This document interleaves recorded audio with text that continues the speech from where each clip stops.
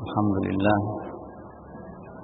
حمدا كثيرا طيبا مباركا فيه كما يحب ربنا ويرضاه. أشهد أن لا إله إلا الله وحده لا شريك له، وأشهد أن محمدا عبده ورسوله صلى الله عليه وعلى آله وصحبه وسلم تسليما كثيرا. أما بعد،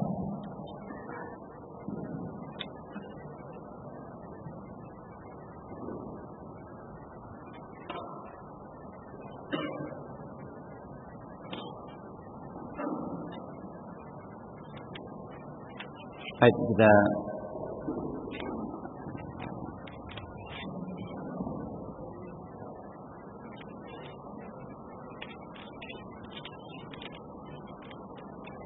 lanjut ke ayat yang berikutnya. Qala rahimahullah, qauluhu ta'ala, wa laqad atayna Musa al-kitaba wa qaffayna min ba'dihi bir-rusul wa atayna Isa ibn Maryam al-bayyinat wa ayyadnahu bi ruhil qudus afakullama ja'akum rasulun bima la tahwa anfusukum istakbartum fa fariqan kadzdzabtum wa fariqan taqtulun. Dan sungguh telah kami datangkan kepada Musa Alkitab, yakni Taurat. Dalam riwayat disebutkan Allah tulis dengan tangannya yang mulia. Wa qaffayna min ba'di birusul. Kemudian kami susulkan setelahnya Rasul. Beberapa Rasul yang berhenti sampai Nabi Isa alaihissalam. Ini untuk Bani Israel. Banyak Nabi. Ya, di antara kelebihan yang Allah berikan kepada mereka, tapi tidak disyukuri oleh mereka. Nah, wa ataina Isa bin Maryam al-bayyinat, dan telah kami berikan kepada Nabi Isa bin Maryam al-bayyinat, keterangan-keterangan, dan kami kuatkan dia dengan Rohul Kudus, yakni Jibril. Apakah setiap datang kepada kamu Rasul dengan sesuatu yang tidak disukai oleh nafsu kalian menyombongkan diri, sebagian dari mereka kalian dustakan, dan sebagian dari mereka para anbiya itu kalian bunuh. Keadaan orang-orang itu tadi awal mungkin sebagai mukadimah kemarin itu disebutkan oleh Allah, sebab mereka melakukan pelanggaran itu karena mereka istaru wa hayatad dunya 'alal akhirah. Yani istaru al hayatad dunya bil akhirah. Mereka lebih mementingkan dunia daripada akhirat. Nah, dengan kita sebutkan kemarin, hubbud dunya ra'su kulli khati'ah. Cinta dunia itu pangkal semua kesalahan. Hubbud dunya bukan mencari dunia. Orang mencari dunia belum tentu dia cinta pada dunia. Kalau dia mencintai dunia, maka dia akan disiksa dengan 3 siksaan. Orang yang mencintai dunia akan disiksa dengan ini sesuatu selain Allah. Kalau dia cintai, seperti dia mencintai Allah. Nah, ada cinta ke dalam hati, bukan cinta tabiat ya. Cinta tabiat itu kan cinta seperti orang itu cinta kepada istrinya, cinta kepada senang kepada makanan tertentu. Nah, itu lain. Tabiat biasa. Nah, jadi kalau sampai cinta itu membuat dia melakukan pelanggaran, makanya dikatakan oleh Ibnu Qayyim, mereka yang cinta kepada sesuatu selain Allah, dunia, maka dia akan disiksa dengan 3 siksaan. Akan merasakan 3 siksaan sebelum dia mendapatkan apa yang dia cintai. Sebelum dia mendapatkan, pusing kepalanya mikir ini apa yang harus dia usahakan, berpikir. Nah, nanti kalau yang kedua, setelah dapat ini gimana caranya supaya bertambah dan jangan hilang, jangan berkurang. Yang ketiga, ya kalau sudah betul-betul hilang, lebih berat lagi. Artinya kita coba periksa. Cinta itu dalam hati. Cinta itu di dalam hati. Yang dipikirkannya dalam sebagian riwayat disebutkan oleh Al-Hasan Al-Basri. Nah, daimul batnah wa qalilul fitnah. selalu mikirkan urusan perut, naudzubillah, kurang mikir. Nah, ya, selalu yang jadi himmahnya adalah urusan butun wal furuj. Ini orang yang sebut dunia. Tapi bukan hanya itu. Ya. Di sebagian ulama di kalangan Syafi'iyah menyebutkan, perhatikanlah apa yang menyebabkan iblis terlempar dari rahmat Allah, keluar, dilaknat karena hubbud dunia. Apa yang dia inginkan? Hubbur riyasah, yang ini lebih jelek dari sekedar ingin mendapatkan harta. Makanya disebutkan dalam sebagian juga dari para ulama kita, seperti Sufyan Ats-Tsauri misalnya, yang paling mungkin paling berat, paling sulit ditinggalkan orang yang zuhud terhadap dunia sekalipun adalah masalah zuhud terhadap riyasah, zuhud terhadap kedudukan, zuhud terhadap kekuasaan. Itu paling, makanya orang mungkin bisa dia tahan seleranya dari wanita, dari harta. Tapi untuk yang namanya riyasah,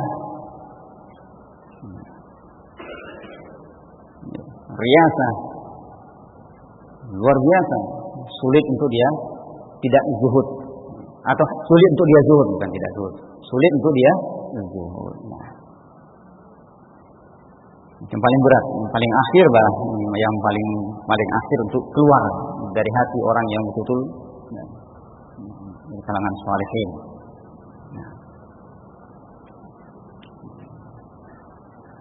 Alangkah sulitnya memang. Beliau yang mengucapkan di Sufyan Ats-Tsauri ini seperti yang antum ketahui, yang lari dari tempat tinggalnya ketika itu karena apa? Enggak mau dijadikan qadhi, dijadikan hakim negara, dijadikan hakim tinggi. Enggak mau, pergi lari dari kampung halamannya, sembunyi dari kejaran para intel, para penguasa. Nanti kan konangan juga, ketahuan juga. Sampai suatu ketika Amirul Mukminin bagi-bagi harta, keceplosan omongan beliau. Mereka yang membagikan ini sebenarnya orang-orang yang cerdas. Dengar langsung dilaporkan kepada atasan. Gak ada yang bisa mengucapkan omongan seperti ini kecuali Sufyan Ats-Tsauri.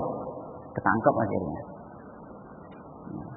Karena masalah zuhud wara, beliau memang terkenal.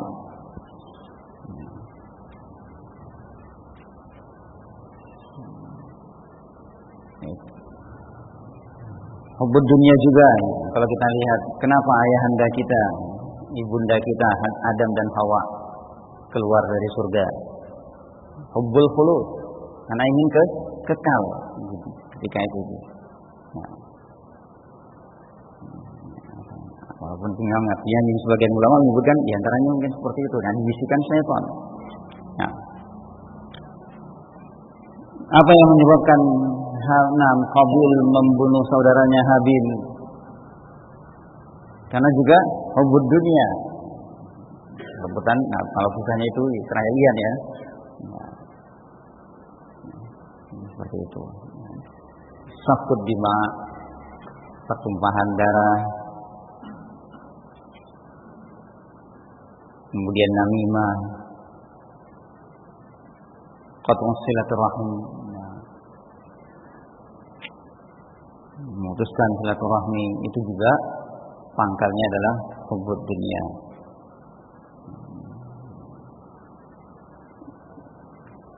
Pola penilaiannya jadi berubah. Yang terpikir dia adalah bagaimana bukan bukan menjadikan dunia itu sebagai wasilah, tapi justru menjadikannya sebagai ghayah. Pikirannya seperti tadi yang disebutkan oleh Ibnu Qayyim, pikirannya gimana caranya supaya dapat, apa yang harus saya usahakan supaya dapat. Nanti kalau sudah dapat, bagaimana caranya supaya tidak hilang. supaya bertambah. Memang sulit. Tapi kalau dia pikirkan itu untuk ada ini apa namanya, untuk urusan yang membawa dia ke akhirat, itu bukan termasuk dalam hal tersebut.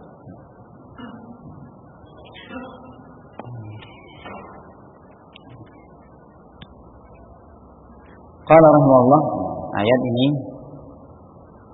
yamtannu ta'ala ala Bani Israel, Allah kembali memberikan karunia kepada Bani Israel, an arsala ilaihimur rusul akalimahu, dengan mengutus kepada mereka kalimahu Musa alaihi salam, nabi yang diajak beliau, yang diajak oleh Allah Subhanahu wa taala bicara. Wa atahu Taurat, Allah memberinya Taurat yang Allah tulis sendiri. Tsumma taba'a min ba'dihi birrusul, kemudian Allah susulkan setelah beliau itu beberapa orang rasul, Nabi Daud, Nabi Sulaiman, sampai kepada Nabi Isa alaihi salam. Alladzina yahkumuna bit Taurat, yang mereka itu berhukum dengan Taurat, ila sampai pada an khatama anbiya'ahum bi Isa bin Maryam alaihi salam, sampai Allah tutup nabi-nabi di kalangan Bani Israel itu dengan Nabi Isa alaihi salam. Antum lihat kalau apa namanya yang perlu juga jadi dicermati dalam penulisan ya, dalam berfaedah. Dalam Al-Qur'an antum lihat Allah menyebut Nabi Isa bin Maryam dengan alif, Isa ibnu Maryam. Dalam surat At-Taubah juga Allah sebut itu tentang Nabi Uzair. Ya, surat Taubah. Mana? Ya. Qalatul yahudu Uzair ibnu Allah. Juga seperti itu. Dengan alif. Uzair. Ada rahasianya kata mereka. Kenapa rahasianya? Menunjukkan bahwa bukan ibnu di sini bukan nasab. Maka dibuat dengan alif untuk membedakan supaya itu tidak menunjukkan nasab. Kalau antum lihat di dalam penulisan, dalam hadis, dalam tulisan para ulama juga, kalau Abdurrahman bin Abi Bakar itu tertulis apa? Langsung, ya, tidak ada alifnya.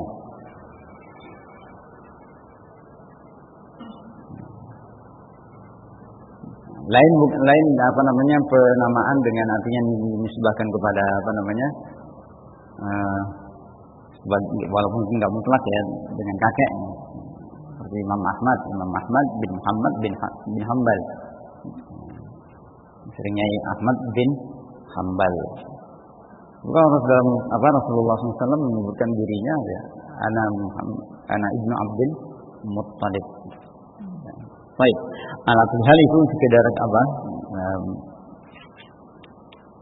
supaya artinya mungkin dalam tulisan yang biasa, dan ini diperhatikan oleh antum, bukan hanya sekedar ngikutin Al-Quran Rasam Utsmani, tapi juga faedahnya itu untuk menunjukkan bahwa ini bukan sebagai nasab, dalam artian itu. Nah, seperti tadi kalimat qalatil yahud Uzair ibnu Allah itu bukan sebagai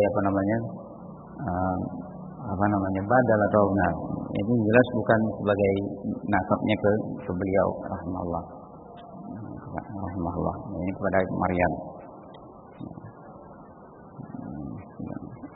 Ini seringnya begitu. Kalau dia misalnya langsung sebagai ayahnya ataupun orang tuanya selalu disebut begitu. Isa atau Muhammad bin Isa atau Abdullah bin Ahmad langsung. Itu sekedar tata penulisan. Tapi yang penting yang perlu juga dicermati penulisan yang benar. Memang kalau kita lihat Rasam Utsmani ini punya sesuai dengan kaidah nahwiyah juga. Ada dibedakan hamzah wasal, ada dibedakan hamzah qata. Kalau yang cetakan negeri kita Indonesia, cetakan di Indonesia kan enggak. Hamzah qata dan hamzah wasal enggak ada. Enggak ada bedanya. Kalau hamzah wasal, hamzah qata itu biasanya ada hamzahnya. Qala rahimahullah.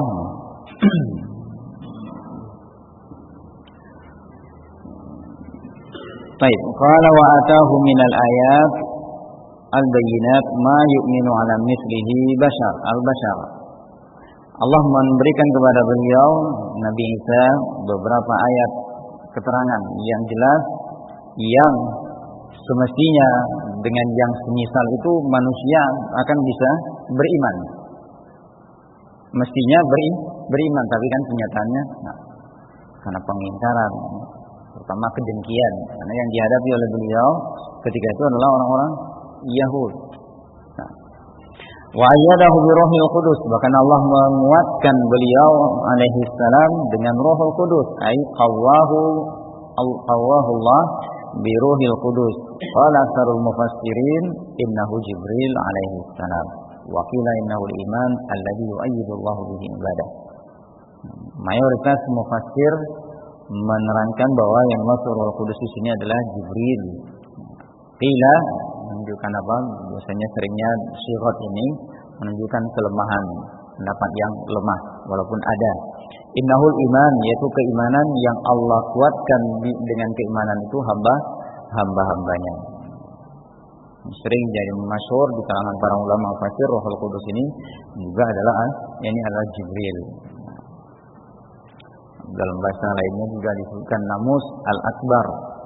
Namus al-Akbar seperti kata-kata Waraqah bin Naufal. Nah, Jibril ini yang disebutkan dia adalah nabi yang biasanya malaikat yang biasanya membawa yang tugas membawa wahyu, tapi juga azab bagi orang-orang yang menentang Allah dan Rasulnya, sehingga orang-orang Yahudi sangat benci dan memusuhi Jibril.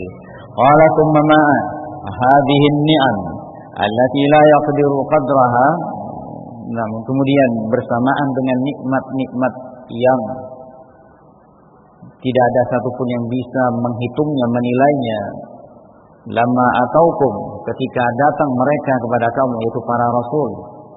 Bima la tahwa anfusukum istakbartum, ketika mereka datang kepada kamu dengan hal-hal yang tidak cocok, tidak sesuai dengan hawa nafsu kalian, karena sudah dipenuhi dengan dunia tadi, maka istakbartum, kamu menyombongkan diri, enggan untuk beriman kepada mereka.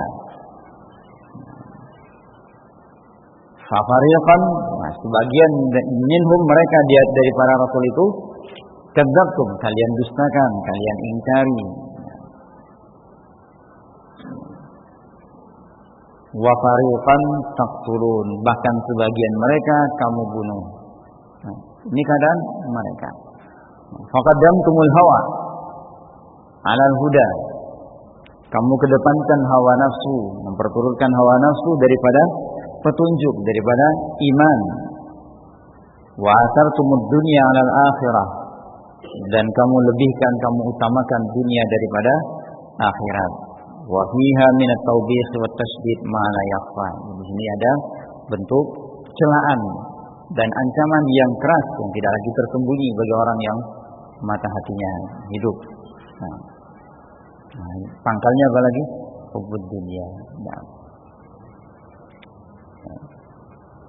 Ra'su kulli khati'ah, kata mereka, bukan dari Nabi sallallahu alaihi wasallam, dinukil dari Jarir bin Abdullah Al-Bajali radhiyallahu anhu. Sering juga kalau enggak kira juga Abu Darda. Cinta kepada dunia itu membawa orang itu untuk mentakzim, mengagungkan, menganggapnya besar, menganggapnya lebih, menganggapnya mulia. Padahal dia direndahkan oleh Allah. Makanya Allah katakan dunia. Antum dengar faedah ini sampaikan Ustazuna Muhammad hafizallah maksud. Dunia itu jifah. Dunia itu jifah, la yafna. Yaman alladhi yatlubuha al-kilab. Jifah apa yang biasanya dicari oleh yang mencari jifah itu siapa? Makhluk seperti apa yang selalu mencari jifah, bangkai? Kilab. Bukan nggak boleh ngejar dunia, tapi jadikan dia betul-betul seperti yang Allah perintahkan. Sarana untuk ke akhirat. Tidak membuat kita disibukkan dengan urusan dunia. Nah, tidak disibukkan dengan urusan dunia. Sehingga apa? Kalau cinta dunia, maka semua penilaiannya itu urusannya dunia sudah.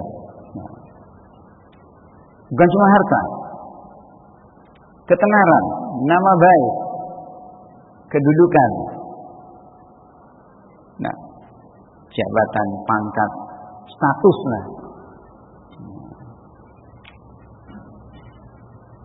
Ya. Penilaiannya jadinya dasarnya adalah itu. Yang diukur adalah dirinya. Bagaimana status dia?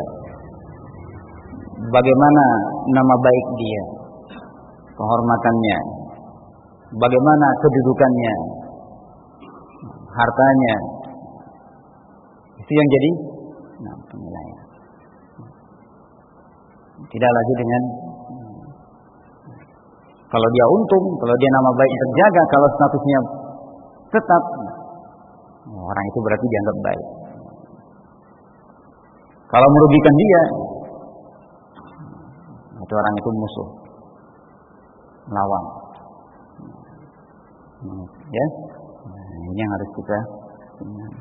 Allah menyebutkan, makanya dikatakan oleh dari beliau juga Allah menyebutkan bahwa kenapa dinamakan dunia? Nah, karena dia dani, rendah, dana'ah, nah, sesuatu yang sangat rendah, yang sampai Rasulullah menggambarkan ketika di dalam sebuah pasar ada bangkai kambing kecil, cacat. Siapa yang mau ini 1 dirham atau 5 dirham, berapa dirham kata Rasulullah? Ya Rasulullah, kalaupun dia hidup, dia cacat. Siapa yang mau beli? Apalagi sekarang sudah jadi bangkai. Apalagi sekarang sudah jadi bangkai. Gratis pun tidak ada yang mau. Gratis pun tidak ada yang mau. Kata Rasulullah SAW, dunia lebih rendah dari bangkai ini. Kalau dunia itu punya harga, orang kafir tidak akan diberi minum walaupun setetes, walaupun seteguk. Kalau dunia itu punya harga, maka orang kafir tidak akan diberi minum oleh Allah 1 teguk pun. Tapi karena dunia ini rendah, mereka masih bisa minum. Mereka masih bisa minum. Cari dunia tapi bukan untuk mencintai. Usaha kita punya usaha, tapi itu ala jam. Bukan ala ra'su wal ain. Bukan jadi himmah kita, bukan jadi buah pikiran kita, bukan jadi gundah gulana ketika itu gagal, nggak dapat. Tapi kita memang belum bisa untuk lepas, memang tidak mungkin. Ya kita nafsu kita nggak mungkin bisa dibunuh. Nah, tapi bukan berarti kita memperturutkan selera kita, nafsu kita. Di antara dunia itu ada anak, istri, sahabat. Gak mungkin kita benci pada mereka, menjauhi mereka. Kan gitu. Menuntut ilmu itu juga dunia. Loh, kok bisa? Iya. Akhirat apanya? Amal. Wabtaghi fima ataakallahu ad-daral akhirah. Kan gitu kata Allah. Wabtaghi fima ataakallahu minad dunya. Nah, Wabtaghi fima ataakallahu daral akhirah. Carilah di dalam apa yang Allah berikan kepadamu. Nah, apa yang diberikan oleh Allah kepada kita? Dunia dan seisinya ini diberikan oleh Allah kepada kita. Tapi untuk akhirat, carilah ya, akhirat melalui apa yang diberikan oleh Allah. Jangan simpan dia di hati. Jangan simpan dia di hati, letakkan dia di tangan. Kita putar kita apapun, dia masih berada di tangan kita. Kalau sudah di dalam hati, kita yang dikendalikannya. Ta'isa abdul dinar, ta'isa abdul dirham, ta'isa abdul khamisah, ta'isa abdul qatifah, ta'isa wantakas wa idza syika falan taqash. Ini dunia, budak-budak dunia. Sujud dia kepada dinar, kepada dolar, kepada rupiah, kepada emas peraknya, enggak. Tapi itu yang jadi buah pikirannya. Mana nih besok nih, apalagi misalnya. Pinjam sana, pinjam sini, utang sana, utang sini.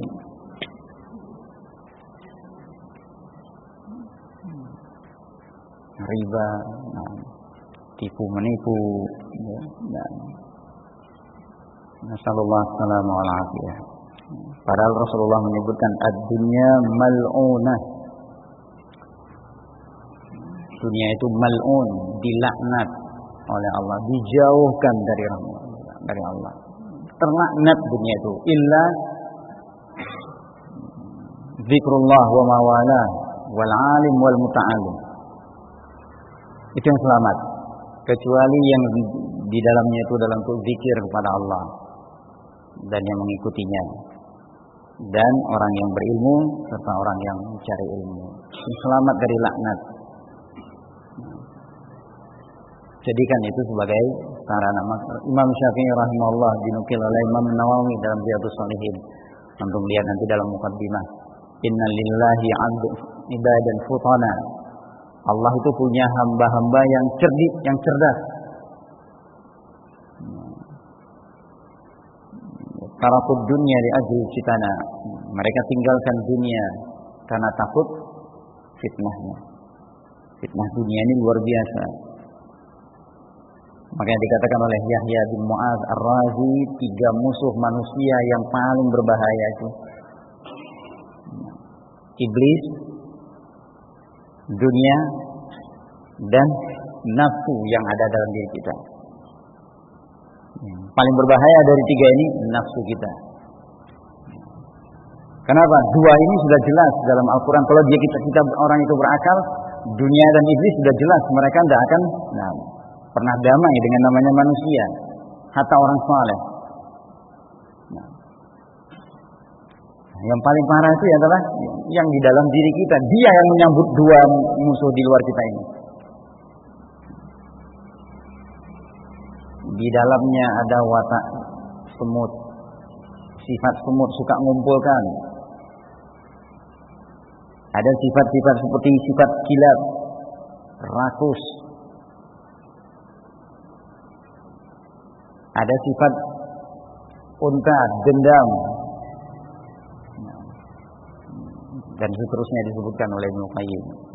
Itu yang harus kita kendalikan, yang harus kita tekan. Dia seperti kuda liar, kalau tidak dikekang maka dia akan membawa kamu sudah, tidak akan terkendali. Ini nafsu kita. Dia yang bermain, yang sering menipu kita, mengecoh kita. Dunia jelas sudah, dia pasti menipu. Rasulullah juga menyebutkan tadi dalam hadis tadi, Allah juga menyebutkan perumpamaan dunia itu seperti mata'ul ghurur, kesenangan yang menipu. Kurang apa lagi? Allah yang menciptakan dunia. Lalu kenapa kita bisa tertipu? Ya nafsu kita ini. Subhanallah, Allah bentuk dia seperti itu, Allah jadikan dia seperti itu. Ammaratun bisu. Selalu mengajak kepada yang jelek. Selalu pada hal-hal yang pokoknya dia jangan diperberat, jangan.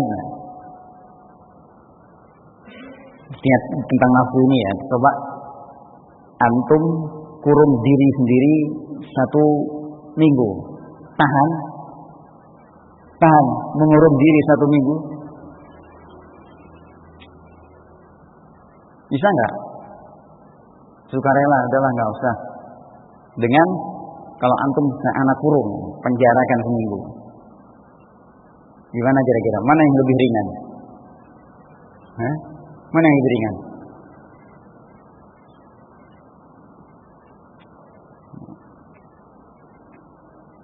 Kalau dia dipaksa seperti itu, dia akan memberontak kan? Nah, lupa apa disebutkan sebagai gambarannya seperti itu oleh Imam Al-Ajuri. Nafsu itu ammaratun bisu. Ini kalau menurut Imam Ajuri, firman Allah ini itu ucapan Nabi Yusuf alaihissalam. Ucapan Nabi Yusuf, bukan ucapan Imratul Aziz. Syekhul Islam Ibnu Qayyim, Syekh Muhammad bin Shalih Al-Utsaimin, mungkin juga beliau menguatkan itu ucapan Imratul Aziz.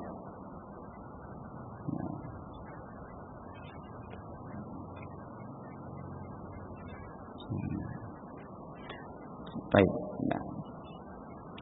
Nah itu dunia. Banyak sudah hal yang artinya disebutkan oleh Allah dan itu jadi pangkal. Maka supaya kita tanabbah. Nah, supaya kita tanabbah bukan berarti kita tidak boleh untuk mencari harta, menyimpan, mencari urusan hal-hal yang sifatnya dunia. Tapi betul-betul jangan jadikan itu sebagai sesuatu yang sangat dicintai, yang membuat kita akhirnya bergeser menilai. Nah, berhubungan bermuamalah dengan orang lain juga urusannya karena dasar dunia. Dalam riwayat di dalam kitab yang sudah kita selesai pelajari, Qaulus Sadid, diriwayatkan dari Ibnu Abbas, di zaman beliau disebutkan sekarang mayoritas hubungan muamalah itu persaudaraan itu atas dasar dunia. Atas dasar dunia. Kalau di zaman seperti itu sudah muncul yang demikian, apalagi di zaman kita. Itu masih dekat-dekat dengan wahyu. Alangkah jeleknya kalau di zaman seperti kita sekarang ini.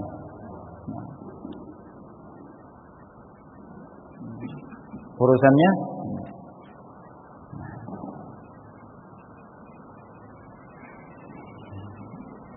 sulit, memang sulit.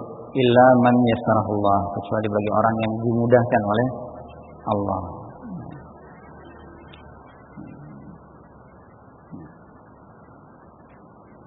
Itu pelajaran bekal buat para tulab, ya, para tulab. Gelar-gelar. Oh itu Ustaz fulan. Tanya sama beliau, didatangi orang untuk ditanya. Itu termasuk godaan dan fitnah. Likulli ummatin fitnah. Setiap umat itu ada fitnahnya.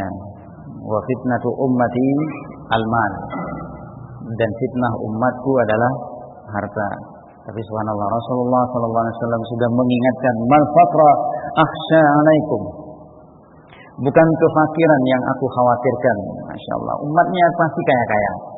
Kaum muslimin sekarang ini di Indonesia mungkin 120 juta ada enggak? 200 juta. Yang kayanya mungkin lebih dari 100 juta.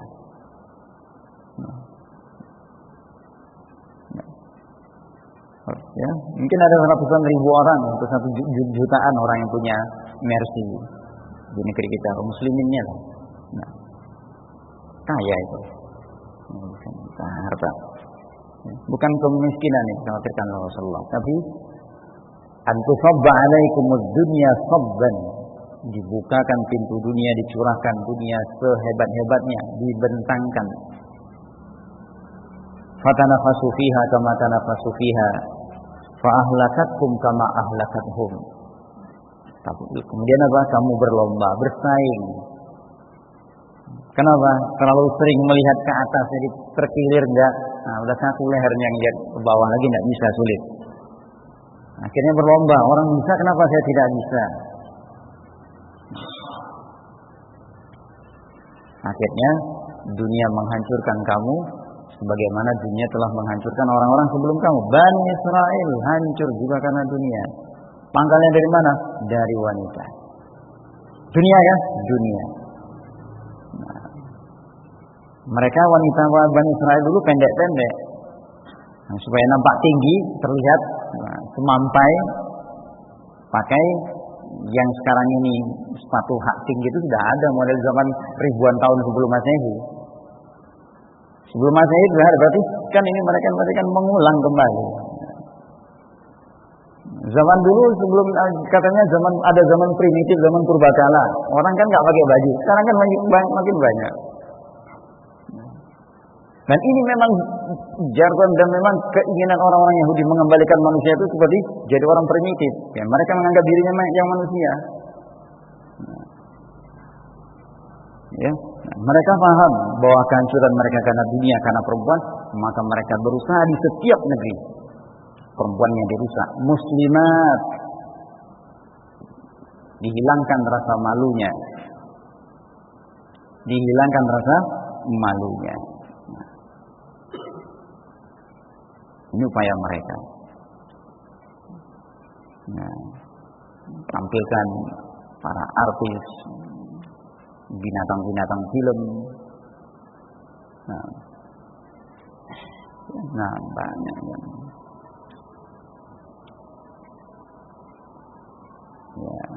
yang kafir terutama. Dikemas seakan-akan itulah kemajuan, ya. Hadanallahu wa iyyahum, nasallallahu yahdiyal muslimin. Baik, qala rahimahullah, qauluhu ayat berikutnya. Wa qalu qulubuna ghulf bal la'anahumullahu bi kufrihim fa qalilan ma yu'minun. Mereka mengatakan hati kami terkunci, sudah tertutup ghilaf, tersampul, terbungkus. Bahkan yang benar adalah Allah laknat mereka karena kekafiran mereka. Maka sangat sedikit dari mereka yang beriman. Sangat sedikit. Zaman Rasulullah mungkin 2 atau 3. Salah satunya ibunda kita Sofiyah bin Huyai radhiyallahu anha, atau dan Abdullah bin Salam. Selain itu wallahu a'lam. Zaid bin Sahnah mungkin itu termasuk.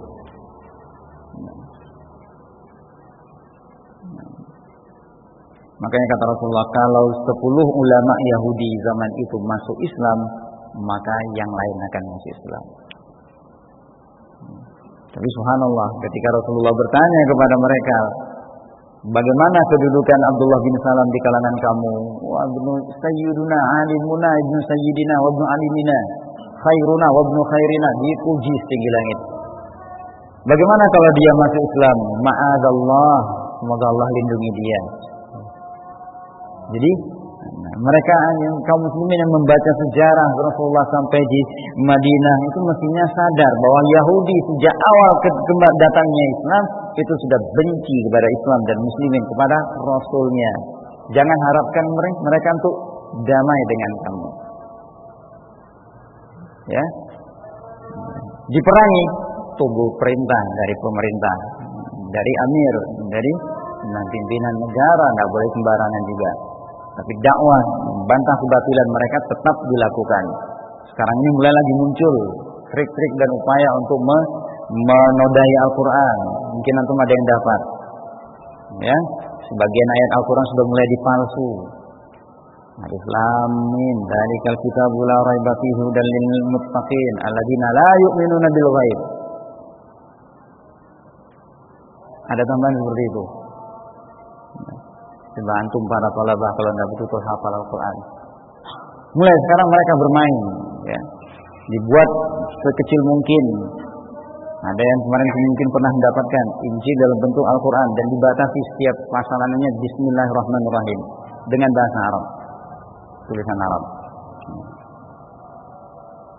Nah, itu mungkin masih bisa dia tapi kalau Al-Quran kurang 1 huruf, kurang 1 ayat, kalau kita tidak hafal betul-betul, kalau misalnya masih ada mushaf, kalau mushaf yang beredar, dari mereka, kepada siapa untuk kita akan para thalabah betul perhatikan ini dan niatkan belajar itu. Salah satu niat untuk belajar itu difa'an syariat, membela syariat, membela Islam, bukan hanya menghalau, mengantisipasi syubhat, tapi juga menyebarkannya.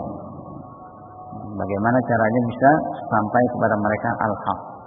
Mereka terima atau tidak ini jelas dengan cara yang hak, dengan cara yang santun. Nah, mereka terima, mereka baca, mereka mendengarnya. Maka perbanyak taqarrub ilallah, dekat kepada Allah, karena Allah yang punya ilmu ini dan Allah yang memilih tanah-tanah, Allah yang memilih hati-hati yang menjadi wadahnya. Salah satu di antara upaya untuk mendapatkan rahmat Allah, dikasihi oleh Allah, banyak beramal. Nah, perbanyak kesempatan, waktu-waktu yang luang itu perbanyak amalan.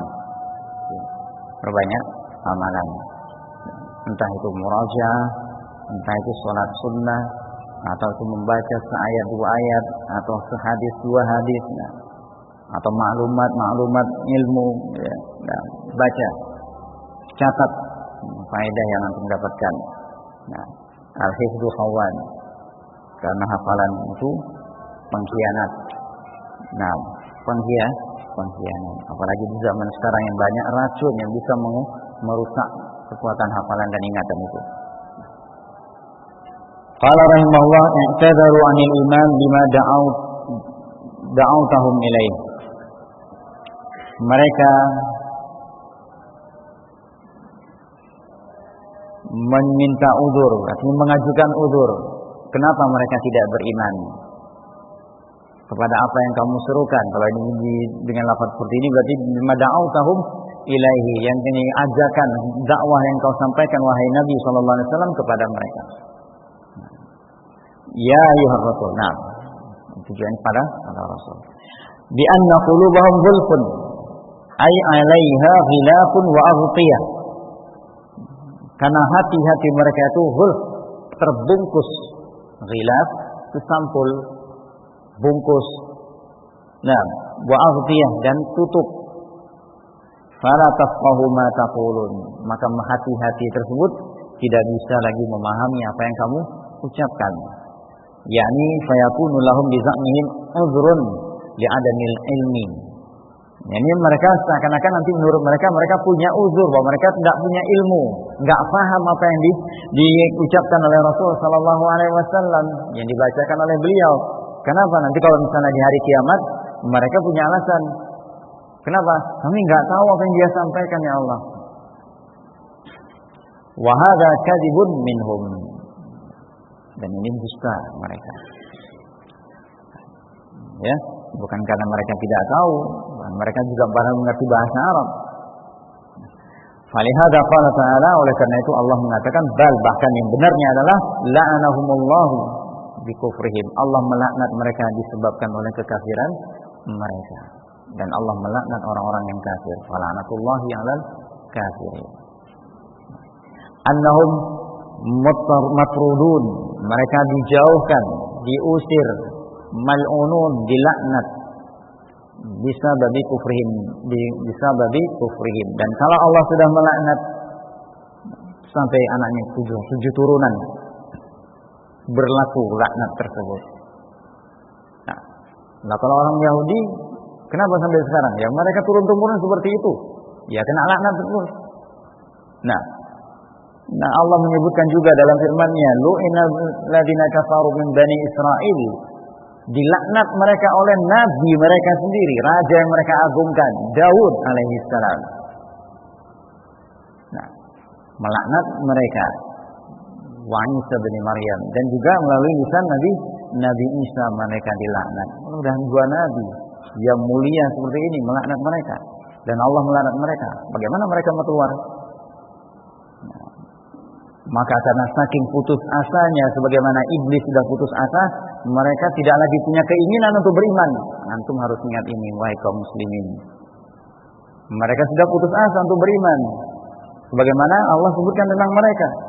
Ya ayyuhalladzina amanu la tatawallaw qauman ghadiballahu alaihim qad ya'isu minal akhirah. Mereka sudah putus asa dengan akhirat. Seperti kama ya'isal kuffar min ashabil kubur. Sebagaimana orang-orang yang di kuburan itu, orang-orang kafir di dalam kubur itu sudah putus asa untuk dapatkan rahmat Allah. Maka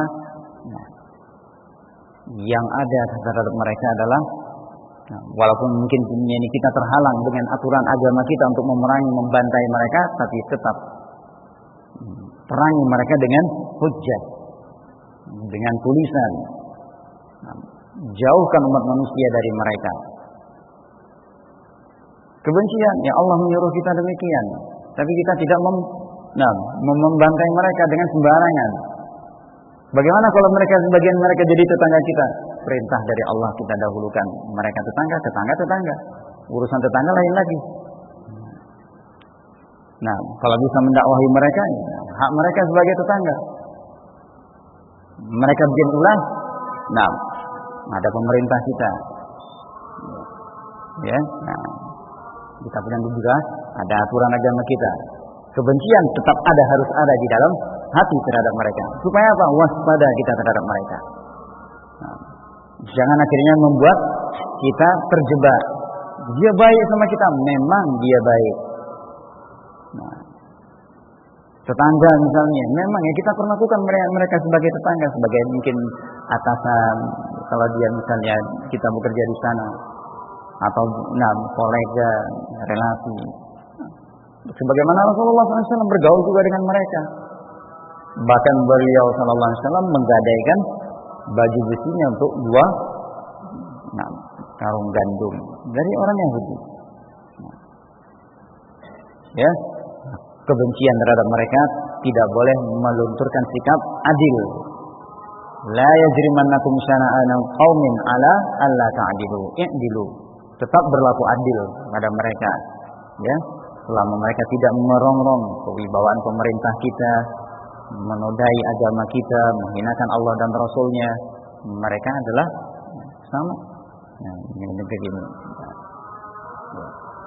Qala rahimahullah, akibat kekafiran itu faqalilan al-mu'min minhum, maka sangat sedikit yang beriman dari mereka. Au qalilan imanu, bisa juga maknanya iman mereka pun sedikit. Wa kufruhum wal katsir, dan kekafiran mereka lah yang banyak. Artinya sia-sia kalaupun mereka punya iman dengan kekufuran yang seperti itu.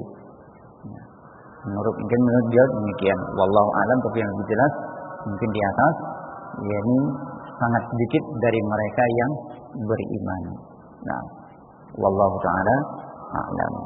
Nah, ingat itu tadi pangkalnya. Rasulullah pun mengingatkan, ya, untuk para talabah, diingatkan betul oleh hadis Rasulullah SAW. Man kana fid dunya hammah, siapa yang dunia menjadi cita-citanya, farraqallahu syamlah, walam ya'tihi minad dunya illa farraqallahu syamlah wa ja'ala faqrahu baina ainaihi, walam ya'tihi minad dunya illa ma qad kutiba lah. Siapa yang cita-citanya dunia, buah pikirannya, tujuan hidupnya adalah dunia, Allah cerai-beraikan urusan dia, tidak ada yang kelar, sibuk dia. Centang berenang urusannya. Dan Allah letakkan kemiskinan di depan matanya. Orang jadi tahu orang ini dzul hajah. Nah, sangat butuh. Pusing dia karena urusan dunia.